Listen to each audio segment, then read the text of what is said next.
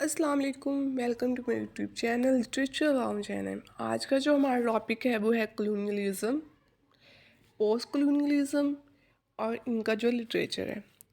First of all हम बात करते हैं कि कॉलोनियलिज़म होती क्या है।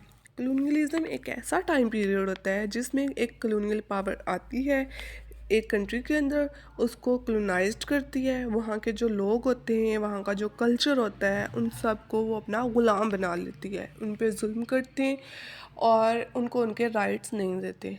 और ये कहते हैं कि हम इनको तहज़ीब देने आए हैं, इनको एक तमीज़ सिखाने आए हैं। और मोस्टली जो पावरफुल कंट्रीज़ होते हैं, वो जो डेवलपिंग कंट्रीज़ होते हैं, उनको आकर कॉलोनाइज्ड करते हैं।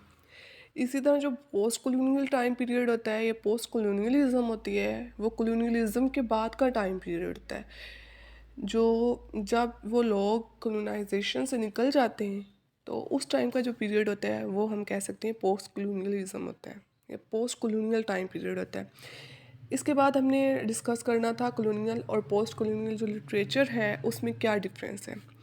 तो कॉलोनियल लिटरेचर एक ऐसा लिटरेचर होता है जो कि लिखा जाता है कॉलोनाइजेशन के दौरान, और इसमें जो सेटिंग होती है वो भी कॉलोनीज होती है। जैसे कि यहाँ पे लिखा है, colonial literature is a literature written during colonization using colonies as a setting, often written from the perspective of colonizers। colonizers वो होते हैं जो कॉलोनीज बनाते हैं।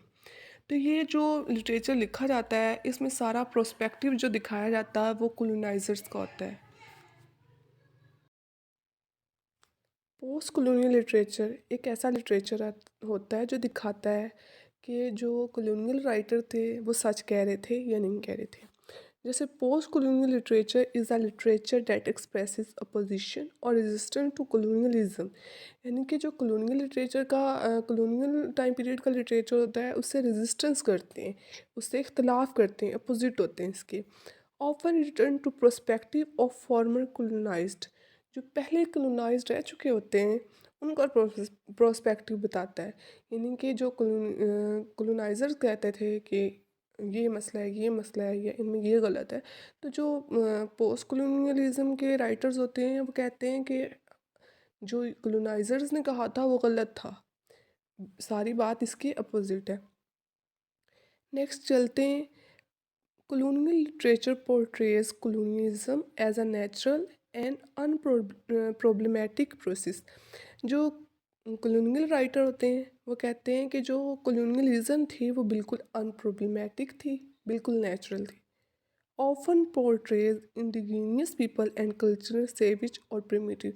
मतलब ये कहते हैं कि जो कॉलोनाइजर्स ये कहते हैं कि एक अनप्रॉब्लमेटिक वे था, बिल्कुल नेचुरल प्रोसेस था। और ये कहते हैं कि जो जो कॉलोनाइजर्स थे, आई मीन कॉलोनाइज थे, वो दकियानूसी थे, उनके पास तमीज़ तहजीब नहीं थी, इन्होंने आकर उनको तमीज़ दी है। यानी कि वो कहते हैं कि मतलब बिल्कुल ये जाहिल थे। अब पोस्ट कॉलोनियल राइटर कहते हैं portrays the problem and consequences of colonizations and decolonizations। ये बताते हैं कि colonialism में क्या प्रॉब्लम थी, या फिर colonialism colonization और decolonization की क्या consequences थे। इसके बाद ये अटेम्प्ट करते हैं कि जो colonizers इनको कहते थे कि ये मतलब सेविज हैं, इनके में तमीज़ नहीं है, ये सारी बातें, तो ये इनका मुकाबला करते हैं, उनको बताते हैं कि आप क्या कह रहे थे और हम क्या हैं।